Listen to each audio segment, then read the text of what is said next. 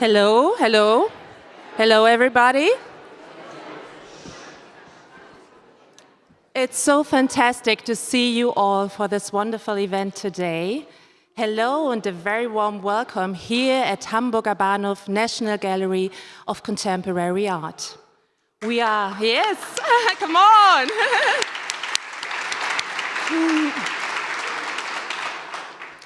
We are delighted to host a very special edition of Crossroads, featuring the artist and writer Percival Everett and Naomi Beckwith.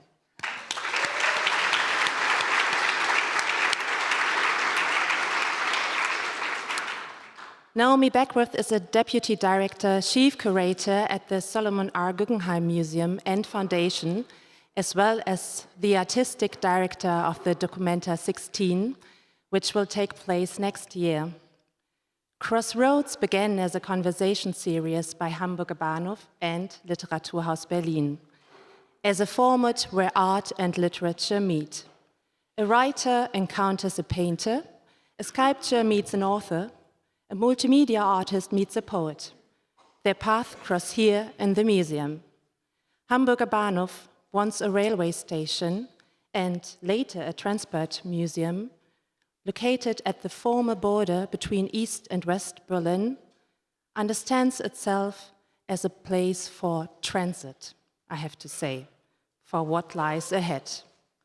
Crossroads are intersections that bring together creatives from different disciplines and backgrounds, generating impulses for new visions.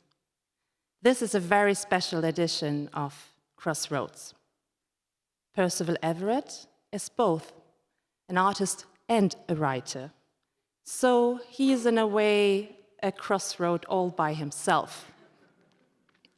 While Naomi Beckwith has curated and initiated many of the most important exhibitions of recent years, and I guess also of the next year, maybe, let's see. We are really grateful for both of you for leading this conversation together here at Hamburger Bahnhof. Percival Everett is a dedicated writer of more than 20 novels, short stories, and poems. So I won't claim I have read all of them, but as you know already, many of them. And they have accompanied me over many years and months while reading and also afterwards. We are truly delighted that you both are here with us. This invitation would not be possible without our cooperation partners. I can only say it from the bottom of my heart, my sincere thanks to the American Academy in Berlin, who is, I would say, a long-lasting cooperation partner. And with your work, your energy, and your enthusiasm, you hosted both here, Percival Everett and Naomi Beckwith. So without you, this would not be possible. But also especially to you, Nana Ballmann, I have to say your dedication and your passion means so much for us here at Hamburger Bahnhof. Give it an applause, I would say.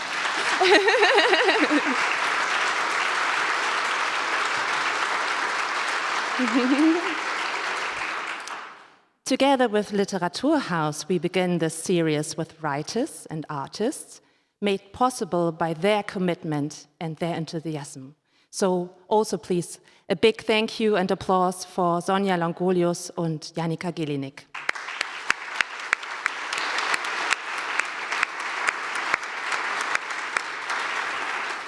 For us, Crossroads is not only about connecting disciplines, it's about connecting people, I have to say. And this is really including everyone in this room. It's about connecting us here. So please let us enjoy the next 90 minutes together here. And I will now give the microphone to Sonja.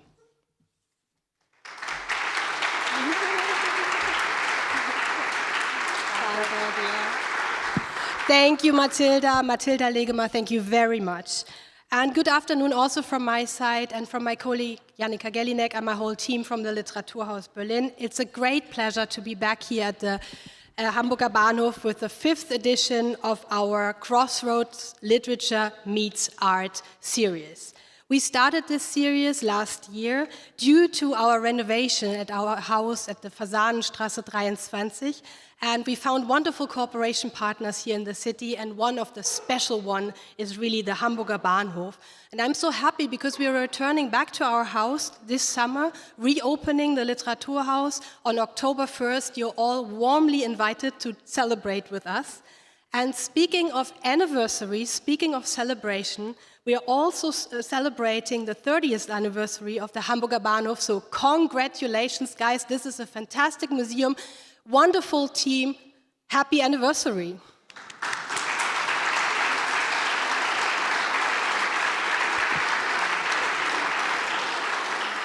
Matilda explained everything so well about the series, so I'm not going to repeat it, but I want to state that we already had fabulous couples here in this house. Helene Hegemann spoke to Daniel Richter, Shimeli Sahin and Tonio Schachinger spoke with each other. Lena Gorelik and Norbert Bisky had a very special evening here to exchange their work and their arts. And we had a special edition in the children section with Franziska Biermann. It was a kids edition of Crossroads that was also very special. And we are very proud and extremely happy to welcome Percival Everett and Naomi Beckwith today, who will talk about the crossings between their arts and their work. But before we now finally welcome the two of you, I know that everyone is waiting for you. Please give a very warm round of applause to our very dear cooperation partner in this very special edition of Crossroads from the American Academy, Nana Ballmann. Warm hands of applause. Thank you very much.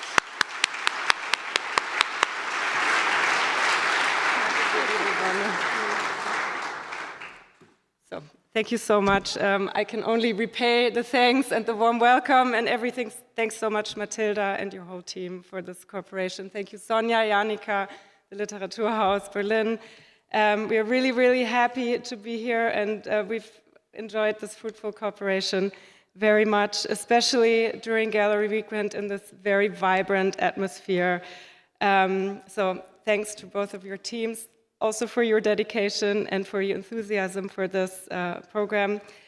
We are very thrilled and honored to have Percival and Naomi as our distinguished visitors at the American Academy this week. And in fact, we could hardly believe our good fortune to not only host you both at the same time, but that you were also both interested and willing in speaking to each other here today. So thank you very much, Percival, for coming to Berlin all the way from Los Angeles. Just last night, actually, a bit tired and jet-lagged maybe. And thank you, Naomi, for joining him in conversation today, in addition to your own lecture, which happened earlier this week at the Academy. Before we begin, I'd just like to say a few words about both of our speakers tonight, starting with Naomi, because ladies first. As Matilda already mentioned, Naomi is the artistic director of Documenta 16. She's also the deputy director and Jennifer D. and David Stockman chief curator at the Solomon R. Guggenheim Museum and Foundation in New York, which means she's holding two of the most demanding and important jobs in the art world at the same time. At the Guggenheim, she oversees collections, exhibitions, publications, curatorial programs and archives, and provides strategic direction for its international network of affiliate museums. Previously, Naomi held curatorial positions at the Studio Museum in Harlem and the MCA Chicago, where she worked for almost 10 years, serving ultimately as its senior curator from 2017 to 2021. Her curatorial practice is fundamentally concerned with Black identity, experience, and cultural vitality, and with the ways these have shaped and continue to shape global contemporary art.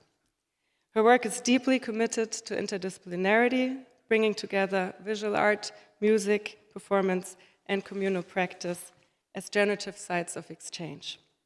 Her exhibitions and scholarship are grounded in art historical and critical theory, tracing the intellectual threads that connect historical works and ideas to the practices of artists working today.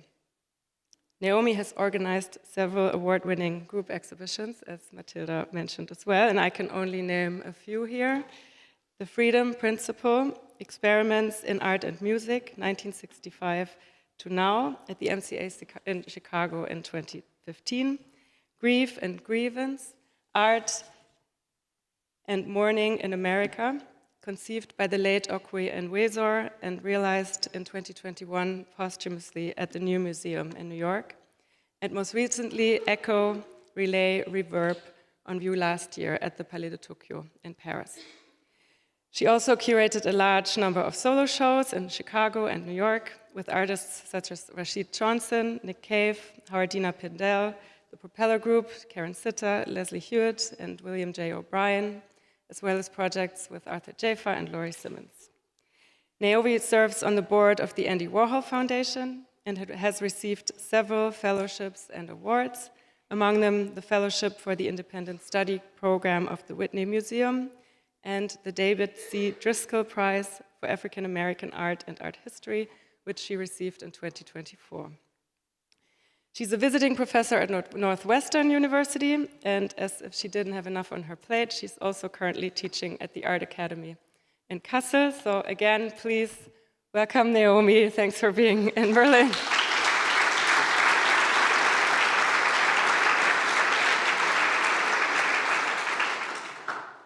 Turning now to Percival. Percival Everett is one of the most celebrated and versatile American writers working today. A novelist, short story writer, poet, and visual artist whose work is distinguished by its formal inventiveness, philosophical rigor, sharp wit and humor, and a probing interrogation of race and representation in American culture and society. The author of more than 30 books, as Matilda said, he moves fluidly among a wide range of subjects, styles, and genres, from satire to thriller, Western, experimental fiction, and reimagined classics. Among his most celebrated novels are Erasure from 2001, a razor-sharp satirical critique of the publishing industry's racial expectations, which inspired the 2023 Academy Award-winning film American Fiction and has just been republished in German by Hansa Verlag under the title Ausradiert. Then I Am Not Sidney Poitier from 2009, So Much Blue from 2017, which is actually narrated by a painter, so maybe that brings us a little closer to your conversation tonight. The Trees from 2021, Dr. No from 2022, which has also just recently been published in German for the first time, also by Hansa. And of course, most recently, James from 2024, a breathtaking reimagining of Mark Twain's Adventures of Huckleberry Finn, told from the perspective of the enslaved character Jim, which won both the National Book Award and the Pulitzer Prize for Fiction. What is perhaps less widely known is that Everett is also a dedicated painter and visual artist in his own right. A practice he began in his late teens and has sustained consistently across more than 3 decades, making it, in fact, his longest-held creative pursuit, in a way, predating even his writing. Working primarily in abstraction, his paintings and works on paper have been exhibited in the United States at Show Gallery in Los Angeles, and most recently in Italy, where his work was on view last year at Carlo Cinque Gallery in Milan. Percival is the recipient of fellowships from the National Endowment of the Arts and the Guggenheim Foundation, and he has received numerous awards for his writing, in addition to the National Book Award and the Pulitzer Prize, the Penn Gene Stein Book Award for Dr. No, the Anisfield Wolf Book Award for The Trees, and the Ivan Sandroff Life Achievement Award from the National Book Critics Circle. Percival has also taught literature and creative writing, and I just learned film, at the University of Southern California for over 25 years. And yet, remarkably, he shows no signs of slowing down. His new novel, Serious Music, is already completed and will be published next March. At least that's what I found on your publisher's website. He's also currently finalizing the screenplay for James, which he's writing himself and which is being produced as a major motion picture by Steven Spielberg. And for those of you who want even more of Percival, stay tuned for a podcast on Toni Morrison's Song of Solomon that he recorded just this week before coming to Berlin together with Barack Obama. But today, we're really happy to have him and Naomi with us here in Berlin. So.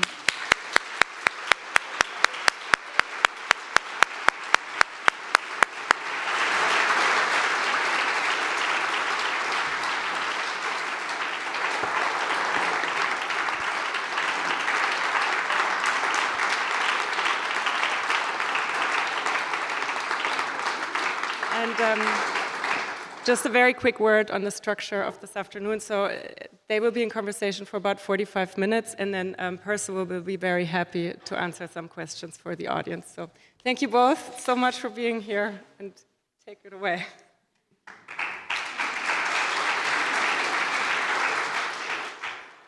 Thank you, Nana, all. Can you hear me clearly, I hope? Yeah.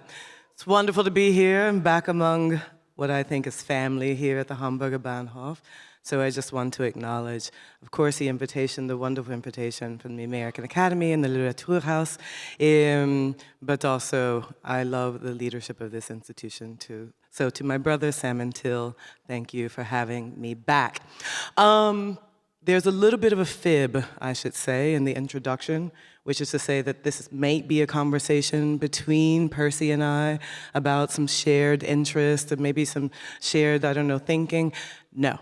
I am going to just basically be a conduit to allow Percival, excuse me, to sort of speak and really hold forth. So thank you again for the opportunity to do this. Percival, welcome back to Berlin. Thank you. That's what we call an ambush.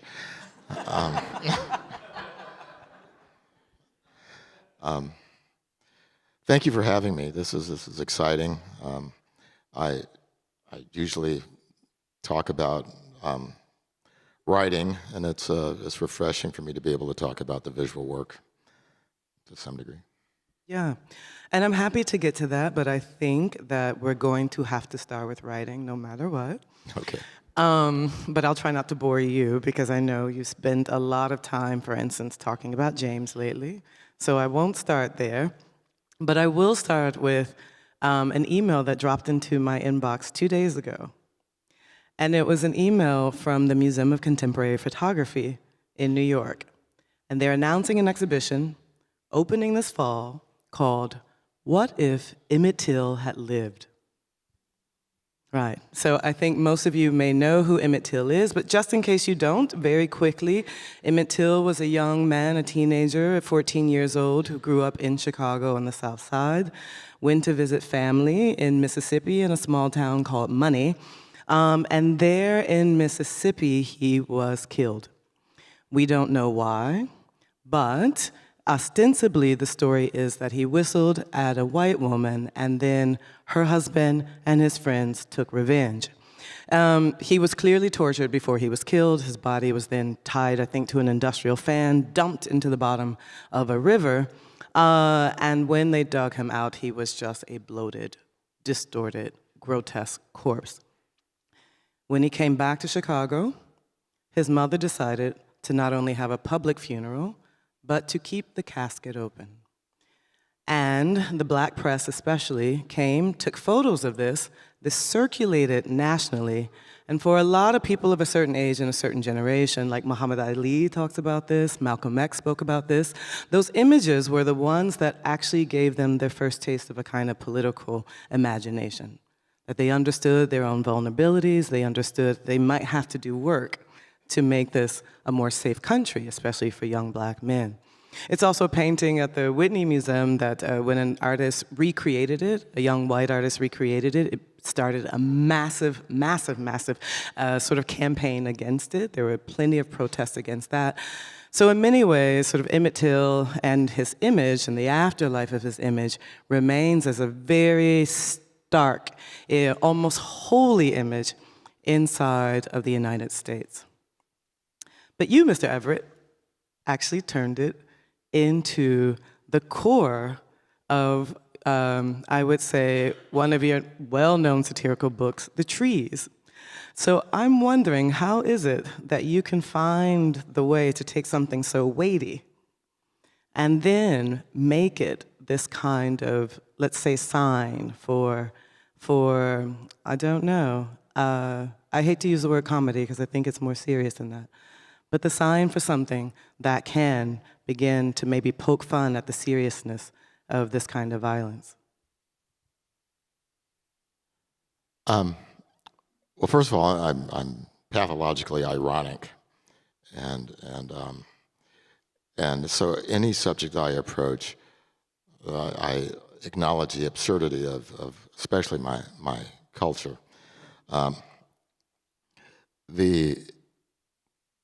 It's very easy to be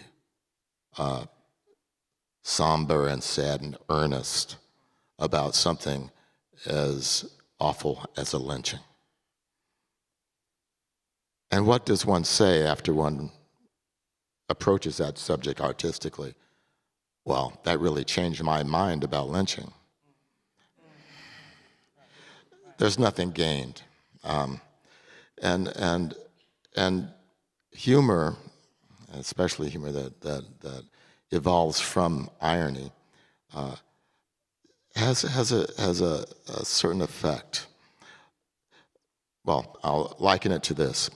When you meet someone in any interpersonal interaction that you might have, what happens when you make the other person laugh? That person relaxes. A wall comes down. In my novel, The Trees, what I hope happens is that wall comes down. And once that part of someone is exposed, then I'm free to do other nefarious, awful things to you. And that's what humor does. So it's not so much comedy as it is an exposure. But humor can also be dangerous, right? Some people say that's what Emmett Till was doing, like making a little bit of a joke. So how do you find the way to walk this fine line between a humor that can make an opening and a humor that can get you in trouble? Well, it might get you in trouble anyway, but that's the difference between successful and unsuccessful work.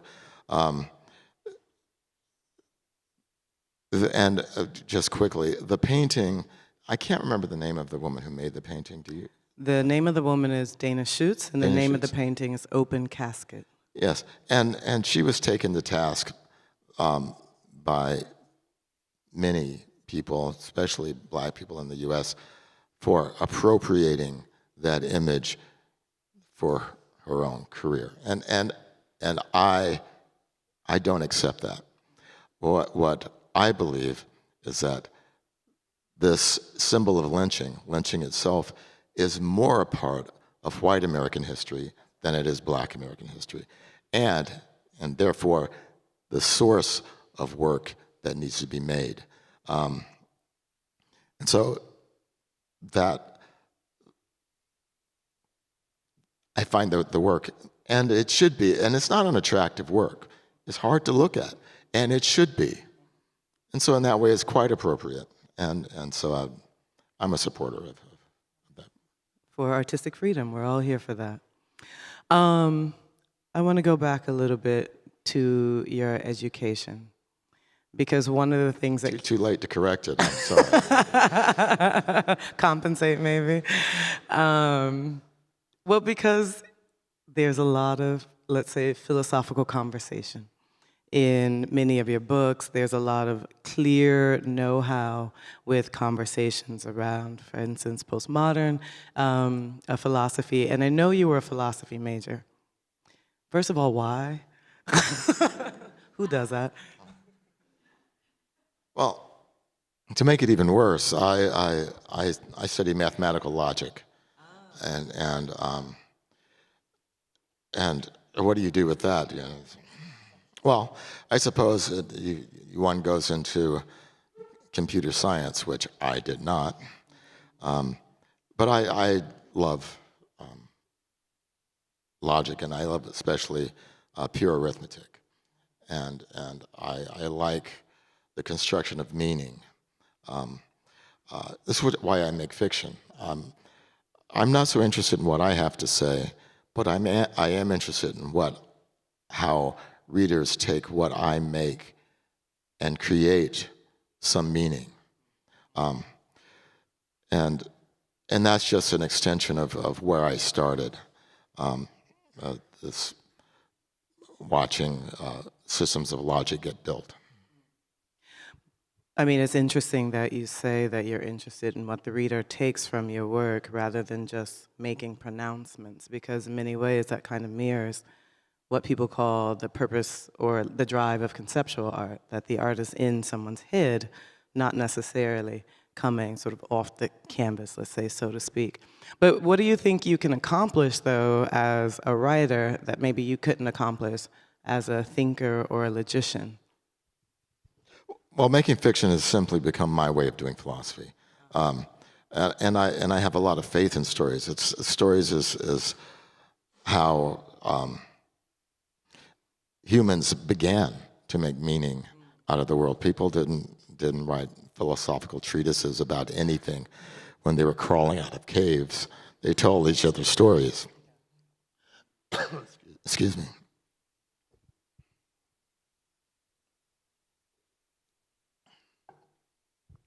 And stories continue, and in fact, I could say that, and at least in my culture, one of the failings of the culture is an inability, a newly acquired inability, actually, of people to make sense of fiction and to shy away from it.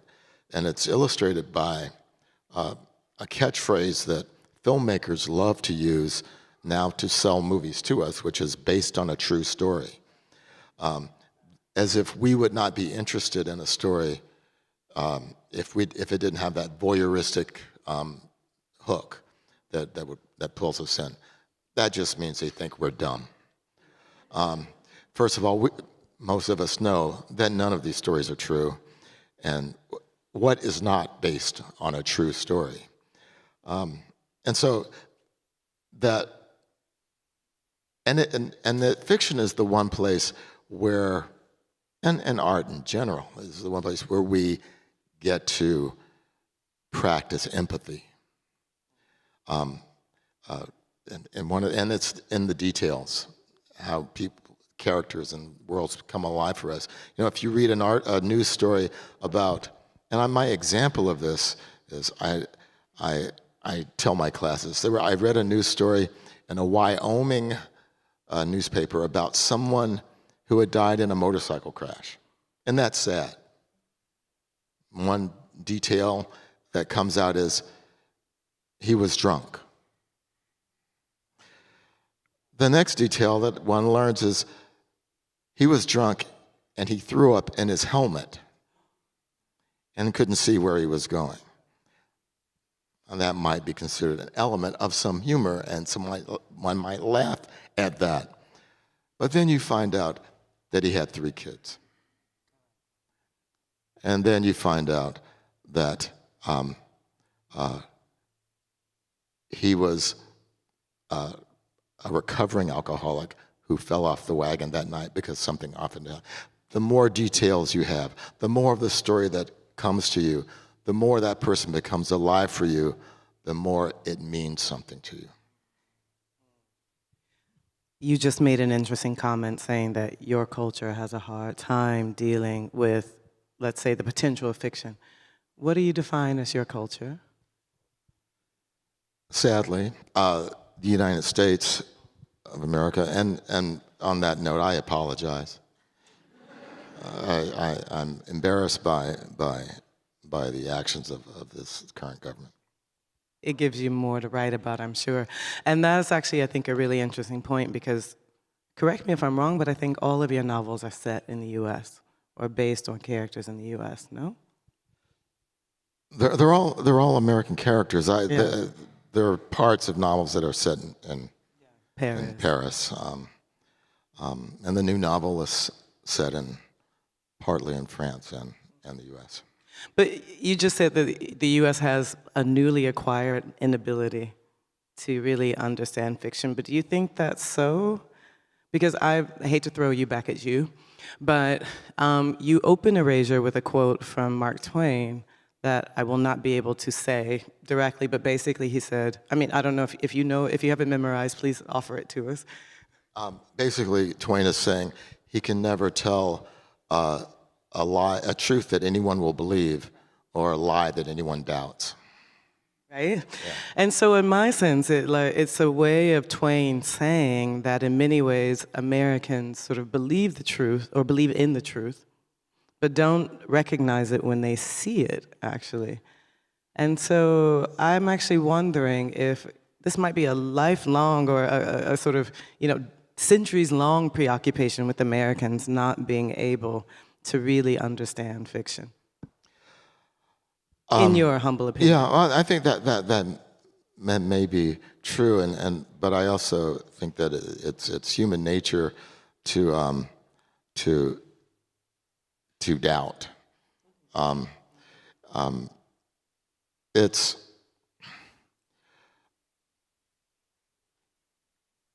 I think we're all suckers for propaganda, and the better the propaganda, and the more effective it is.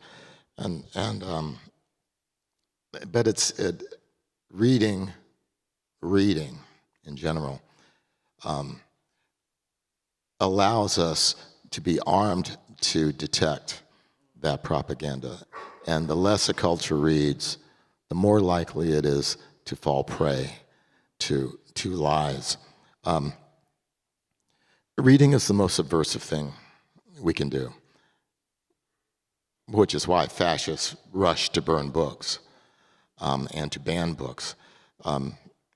When you're reading, if someone looks over your shoulder, they can see what you're reading, but they have no idea what it's doing to you.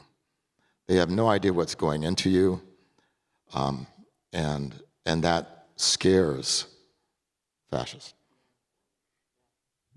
And what about the act of writing? That is not the second most subversive. The second most subversive thing is belonging to a book club. Because then there's a discussion about the meaning that gets made. I mean, I can write a ton of books and it doesn't mean anything in the world.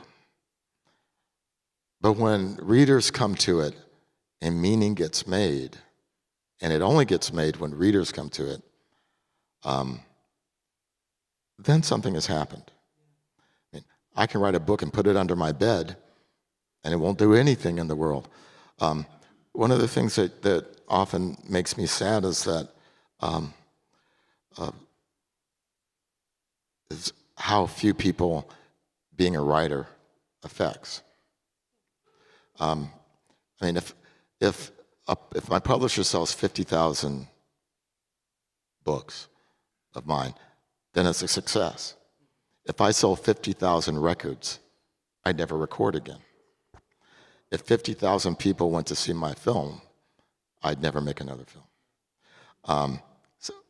It's not a reading world. But I also ask about writing, not just personally for you in the real world, let's say, but writing is a big part of what your characters often do as well. And maybe it's an act of creation in general. But I get the sense that even if the character's not writing, many of them are trying to maybe come into their own in some way in the story or understand themselves. So, I mean, James is risking his life for a pencil. You have, of course, Monk, who is writing a book within a book, but he's constantly also trying out new ideas in his own head as he's trying to figure out his own relationship to the world. Or you have characters who have to constantly push back against the way they're perceived in the world, like not Sidney Poitier, and so there's so many characters who are trying to form themselves in the process of the book too. Well, of course, that's what our characters in our fictions do. Moby Dick, who really wants that whale it's that driving force in this one person's life that affects everyone around him. Or even in the Adventures of Huckleberry Finn, the drive of this young boy to understand, and this is what makes Huck Finn an important American novel. It's not the fact that it's a great novel, because it isn't, but it's the first time you have a character who represents an adolescent nation moving through his own landscape, trying to understand what was and continues to be the most defining feature of the American experience, which is race. And then you, to that, add an infant in Glyph, which might be the first novel where an 18-month-old tries to find their way in the world as well. What moves do you think need to be made in American literature? I know that's a big question, but you just talked about this kind of first in Huckleberry Finn, what things contend with. What do you... That's above my pay grade. I'm sorry. You're the only one who can answer that. There's so much fine work being made. It's not a fault of artists. It's not a lack of even artists. It's a lack of readership. There's any number of really fine writers working right now, and I think it's a heyday for American literature. There's a range of work expressing a range of experiences in America. It's more like literature was during the Harlem Renaissance now than it ever has been. In the 60s and 70s, when I would go into bookstores looking for myself, they were working with representing Black Americans, either from the antebellum South or from the inner city. They didn't have Black middle-class kids who had doctors as parents. Didn't exist. Had I not had a shelf of books of my grandfather and father from the Harlem Renaissance, I wouldn't have known that there was a literature expressing that range of experience. And how consciously are you writing to that long history of Black literature in the U.S.? Well, if I wrote to it consciously, the work would suck. And I don't have a message. The mere fact that I make fiction and expect to make a living is ample evidence that I am mentally deficient. Now, I have nothing to tell anyone, no advice to give. I am an artist, and I present a world about which readers are there to make judgments. But they're not there to listen to me. If they're listening to me, they have other problems that we can't get into. But they might be paying for it. I mean, you are a teacher as well, so someone has to listen to you and you offer advice. Well, it's not been my experience that anyone does, but... Woe is them, then. Woe is them. Percival, you are a man of many talents, as was intimated earlier. You've got a background in music. You also paint. And so I'm curious about how much you also think about and work through visual art as you're writing or doing other media besides paint.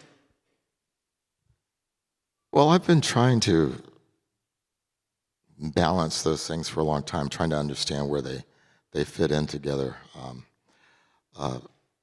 One of I was just talking a few minutes ago about the fact that I write fiction, continue to write fiction, because I really believe I should be able to make an abstract novel. I don't know what that looks like, which makes it hard to make. And I will write novels that, as David Hume said of his essay on human understanding, that fall stillborn from the press, that where I think I have gotten close to doing something like that. But when I back up, I realize I failed again. Art often is interesting for its failures, and so I think there might be something still interesting about the novels, but I haven't done what I've set out to do. I wanted to mention one thing about one of the things that keeps me making novels, and even though I think I affect so few people, is that in the early 20th century, there was a painting that changed the world, and it was Picasso's Guernica.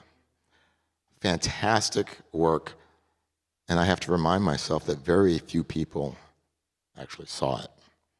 So just the presence of work in the world can affect things. And sometimes the rumor has an effect as well. Yes. Yeah. I told you that as I was reading James, there was one image that was constantly in my head, which is on the screen behind us.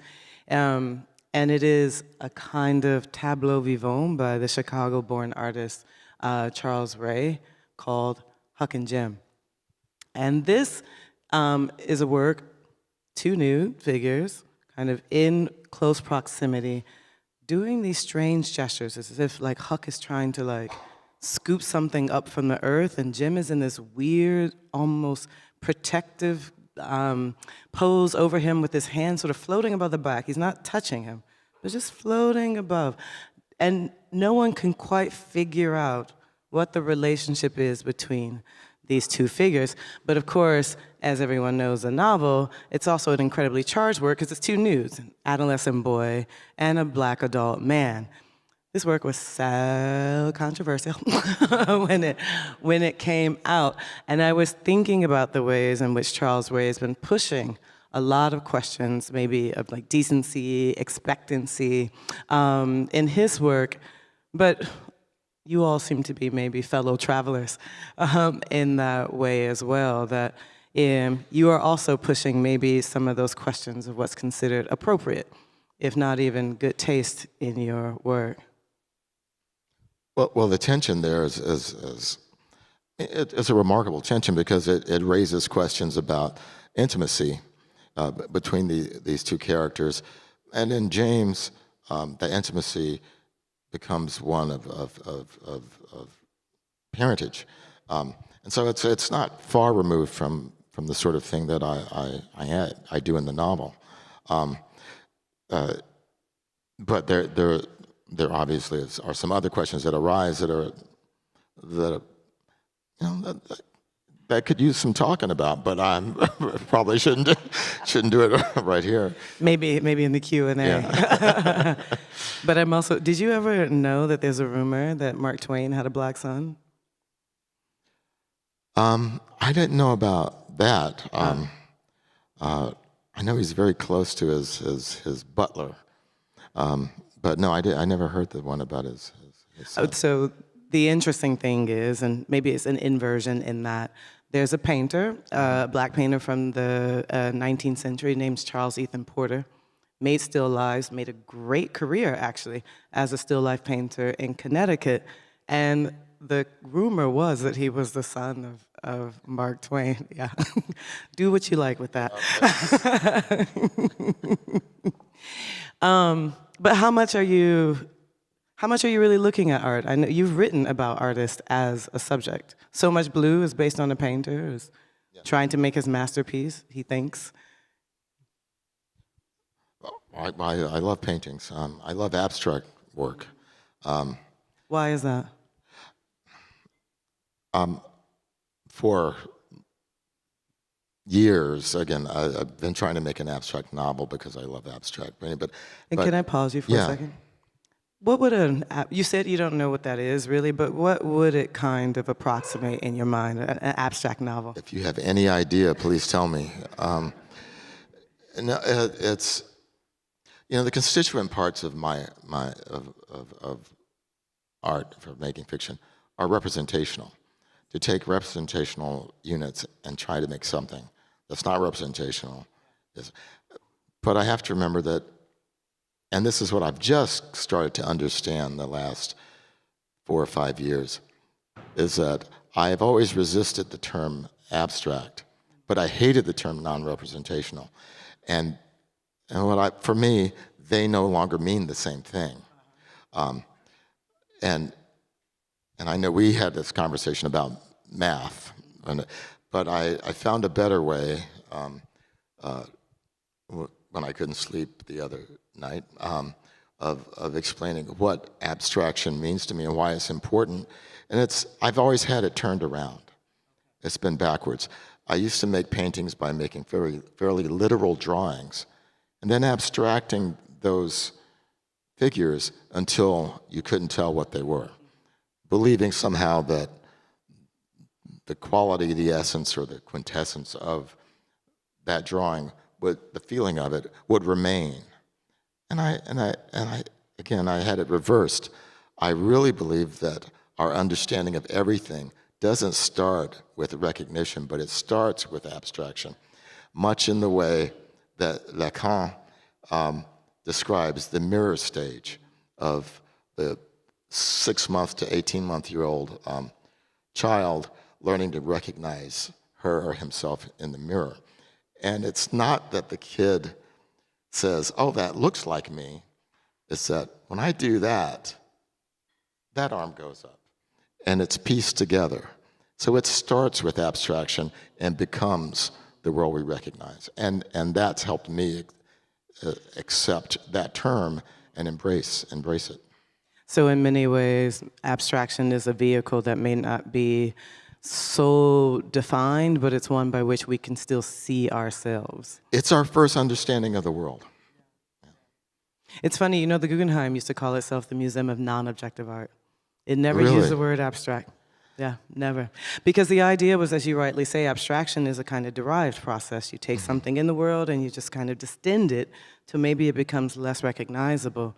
But non-objectivity is just putting pieces of maybe basic shape and basic color together that becomes non-representational altogether. Well, and abstraction is what we do. Again, turned around, if we wander into our campsite after a hike, and there's a strange smell, and then I realize, well, and there are scratches on that tree, we will start to piece together the presence of the grizzly bear. We don't need to see the grizzly bear to become afraid. In fact, it's more frightening to not find the grizzly bear. And so that's what abstraction is. Yeah, I mean, I've got more index theory about that, but we'll move on. So then in your writing, you're still in this kind of representational mode, but it's very true that in your own visual art, which, we're gonna see some now, you actually are thinking a lot about abstract forms. Yeah, again, I love it. And I love the idea that something is purely a picture of color. These are from a series. When I finished the lynching novel, The Trees, I felt I wasn't done with the subject. And these are from that. The show is called Once Seen. What Scene, S-C-E-N-E, correct? Yes, once, S-E-E-N. Not S-C-E-N-E, but S-E-E-N, yeah. And it's because, and I would like, can I take 1 second to, in this room is my gallerist, Margot Ross, who is, if you really hate my visual work, it's her fault, because she encourages me. She's my pusher. But once you see what's going on in these paintings, if you see it in one, then you see it in all of them. And again, the grizzly bear. So what could what are the grizzly bear could you not put in the book that you can on a canvas? I don't know. It's just, I felt I wasn't done with it, so I made these works, and now I'm done with it. Who are you looking at in terms of artists that help you kind of come into a visual form? Well, I look at everyone. These probably aren't so representative of the rest of my work. But I grew up loving Pollock and de Kooning and Motherwell. And when So great abstract, and the American abstract expressionist tradition. Yes, and in fact, the first time I saw a real Pollock, I was 13 or 14. My father and I walked into the National Gallery in Washington, D.C. There, and I don't know if it's there anymore, but there was a horizontal, long painting of Pollock's, and I froze in front of it. And my father, knowing me better than anyone ever did, said, "I'll be back." And he left me there for maybe 30 or 40 minutes. And I still remember learning something from this painting and I wasn't a writer yet, but I took it with me to when I wrote. And I learned this from Pollock and from Antonioni's L'Eclisse that I saw with my father. And that is, you can't take in a work of art all at once. That painting offered me windows where I could enter the work. And that stayed with me enough that's how I think about making fiction. That it has to be a piecemeal experience. Am I seeing too much, but am I also seeing writing? Of course, on the one for the audiences left, you're seeing figures, you're seeing trees. It's much more of a direct relationship to a classic lynching, let's put it that way. But on the right, it's actually, it feels like there's a lot more textual things in there going on, or am I just becoming too much of a psychoanalyst? Well, G-Doc. Yeah, well, no, for me, the same things are going on.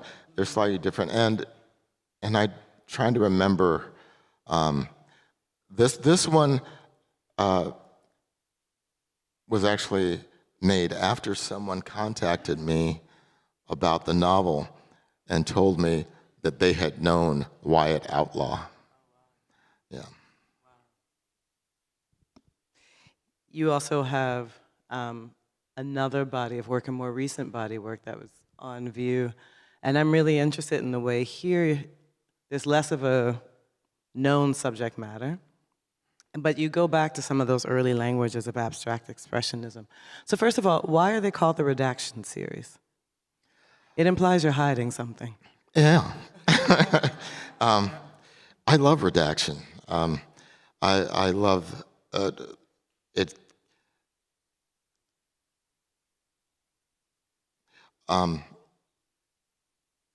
And we all do it. First of all, we all redact. But when we see, say, a document, and you have the black lines covering parts of the text, there's not one of us in here who's more interested in the uncovered parts than we are in the covered parts. Which is why censorship never works. It never works, and what we make up is often worse than what is covered up. So what are you redacting in this series? I could tell you, but then I'd have to kill you. I got a job to do. So, so you are painting, but you're also using multiple techniques. There's collage here, and actually in the last series as well. So Yes. Yeah. What else are you looking at? What are you thinking about when you're pasting things together? What is this sort of value of montage for you? Well, I started doing the collage for that show about lynching, and some of that just stayed with me, and I think I'm done with that now, and I'm back to just the painting. That's on canvas. Oh, okay. The one on the left I adore because it becomes more sculptural. Mm-hmm. You're making these sort of grid lines by hand. Are you sewing those yourself? No, no, I'm not. I found that paper. That way. Well, because when I saw it, and I told you this as well, It reminded me very much of the artist Howardina Pendell, whom I adore, and someone who was very much interested in, first of all, abstraction, not so much expressionism, but she went to school, went to Yale at the time of like big abstract painters were all her teachers. But she began to do things like cut and sew her canvases into quilts. And then she did this string thing that I thought of immediately when I saw you. Well, I'm flattered because I really love that work, and the collage aspect of it is fantastic. Well, and the dots. And the dots. I am also interested in quilting, and I love how fabric goes together and how paint sits on fabric. Yeah. So this is a great piece. It's also been a long kind of tradition for a lot of Black artists to go back to quilting as a kind of reference point as they're making their collages. Fun fact, Howardina Pendell's father was a mathematician. Oh, is that right? Yes, yeah, and that adds up. oftentimes she would hide mathematic formulas in her works as well. Dead serious. Well, you know I do that. I have, there are equations all over that I cover. Oh. I made a rather large painting that it's called, I think the title is Bounded Infinity, and it's all equations about bounded infinity. Yeah, that I get rid of. With the You hide them over, yeah. Exactly. I don't think you have time, but there's a wonderful show of Marlo Moss at the Colburn Museum, and she was an early constructivist artist. And so the work is quite minimal, lines, squares, rectangles, but in her sketches, they're all mathematic formulas for the arrangement of things. So I'll get you a book. Yeah, that's on the cover of Dr. No in the U.S. is Boltzmann's constant. It's an equation, and what I love about just to and it's something that's fascinated me through several books, and I address it in an earlier novel. But one of the things, it's all about how much can you change in a thing before the thing stops being recognizable as that thing, and I just love that. Wow. Yeah. Do you have any thoughts on what that means for you in terms of the stories you tell? Well, no, I'm not. That's just for people smarter than me to figure out. Final topic for me before we turn it over to the audience. I'm really interested in the transference of work into film, books into film, what changes, what doesn't. First of all, I mean, without obviously giving too much away with your professional relationships, but do you appreciate seeing your work transformed into film? The first time it happened, maybe 30 years ago, I still haven't seen it. And I won't even tell you the title of the film. It was, the script, I think I said to my agent, tell them if I see them, I will try to hurt them.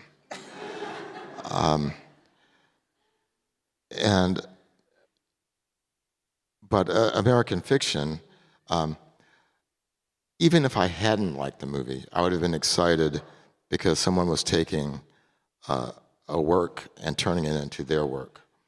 And I love that idea. I just happened to really enjoy the film. I thought it was really good. I would not have been able to write that script. I thought the acting was good, but it's not my novel. It's, I can see that it's based on, I can recognize it, but and I was very proud of Cord Jefferson, this young man who got this. He read my novel in 2020 and had a movie in 2023. That the average for making idea to movie is 9 years. So I was really impressed. That did come quick, number one. And number two, I will say, I almost choked laughing in that film. Like asphyxiated. People were worried about me in the audience. So good. So good. It was incredible. But you were going to be the screenwriter for James. You are the screenwriter for apparently. James. Currently. You are currently under contract. Yeah. What made you decide to be the screenwriter for this then? Well, I went into a meeting with Steven Spielberg because he was optioning the property to make the film. And I went, and he was going to produce it. I thought he should direct it. So I walked in convinced that I was going to convince him to direct it. And he's not directing it, but he convinced me to write it. And so that's how that happened. And we're working with Taika Waititi is the director. So. You've been living in LA. Do you have a special appreciation for Hollywood? For Hollywood? Hollywood. You're the one living there. Yeah. No. Not really. I do have to say that now it feels slightly different to me than it did some 40 years ago when my first novel came out and it was optioned by Norman Lear. And I liked Norman actually quite a bit, but the producers assigned to it were men my age now, which is old, chomping on cigars, wanting to make money.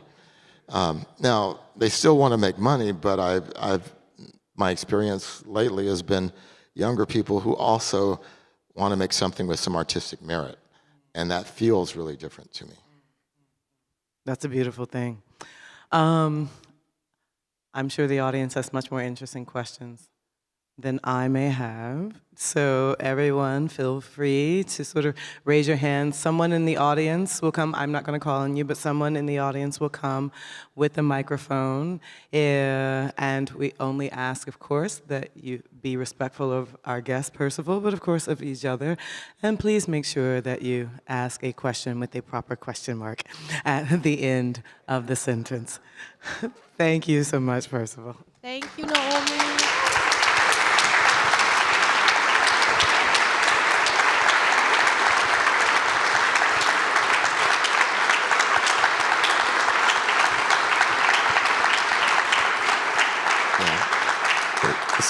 Naomi has left me up here just exacerbating my abandonment issues.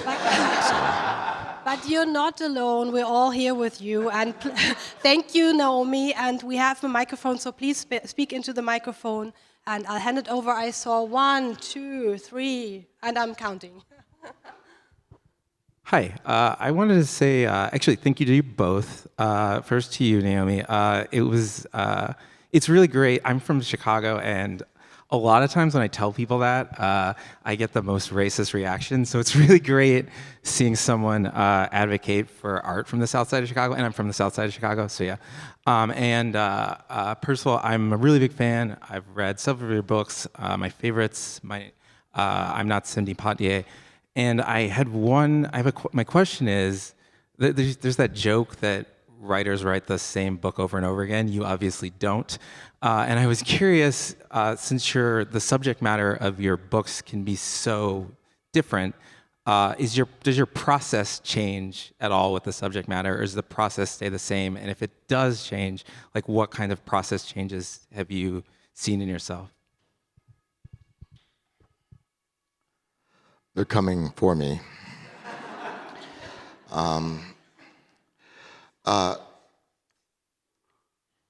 I suffer from what we in my house call work amnesia.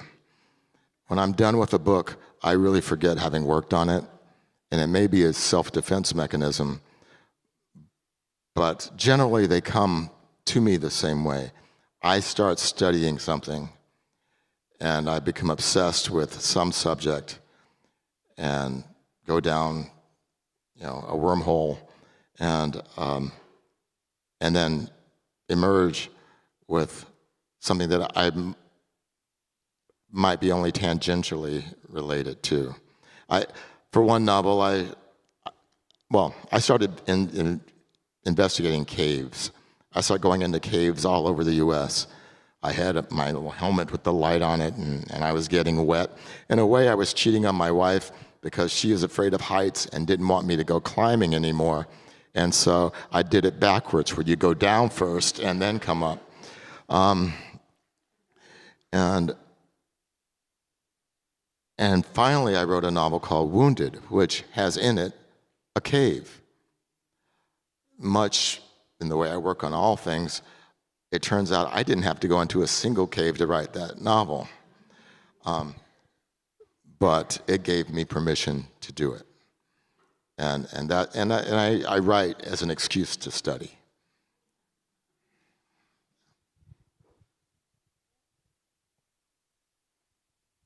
Thank you, Percival. Thank you, Naomi, for this wonderful conversation. I was very interested by what you said about, the abstract novel, relating it to abstract painting as well. And since we know now that your new novel is about music, it's called Serious Music, I was wondering how this relationship with music could be, or maybe is that the solution of the abstract novel? I know the novel won't probably be that because it's a story, but is music, let's say, that goal where non-representation is possible? Well, certainly music is not representational. There are certain sounds and certain motives that we might hear that will remind us of certain places, but music is, in fact, it's played and it's gone. We have recordings, but if you play music, it's done. If we didn't have recordings, you couldn't revisit it. You couldn't retell it. You could play it again. And that's cool. That's great. In a way, it might even be more intellectual than writing because it really only exists in the air. The symbols that represent it don't sound like it. They just are there to tell us what the sounds are. Look at a painting, you see the painting. You read the words, you hear the language. The music is different. What has it taught me? I don't know, except that I am accused of using syncopation in my writing, and I think that's really cool. I just wish I knew how I was doing it and what it meant. We have a question back here. Hello, thank you for your voice and your so many novels. I just thought, you're doing so many genres. Are you also thinking about doing something like science fiction? Because you can hide a lot of things there in the abstract. Perhaps that might be something. Or is that a genre you don't like? I don't really know science fiction, so I mean,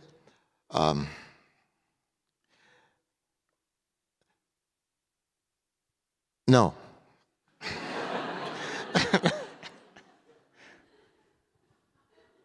Okay, that was a short but clear answer. Yeah. Do we have some more questions? I'm coming. 1 second. Thank you so much for your inspiring talk. You were briefly alluding to the cascade of attention that works draws. A book might be read by 50, be discussed in a book club by 10, and has a great impact. A painting may be exhibited in a museum with hidden messages being explored and deciphered by many.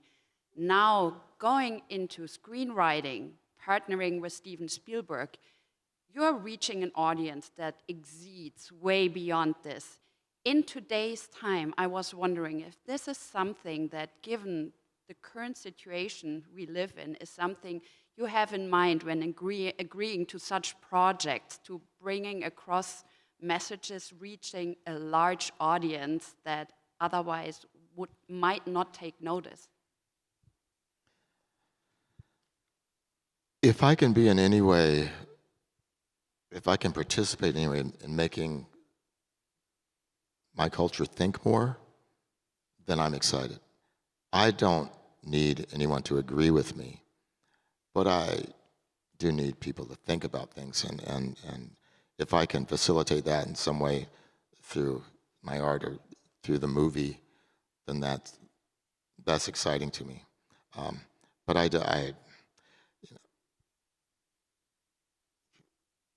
my country has proved to be expert in letting me down. So we'll just see what happens.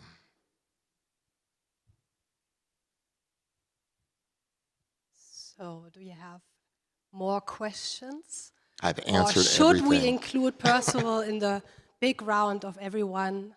And thank you with a big round of applause. Percival Everett, thank you so much.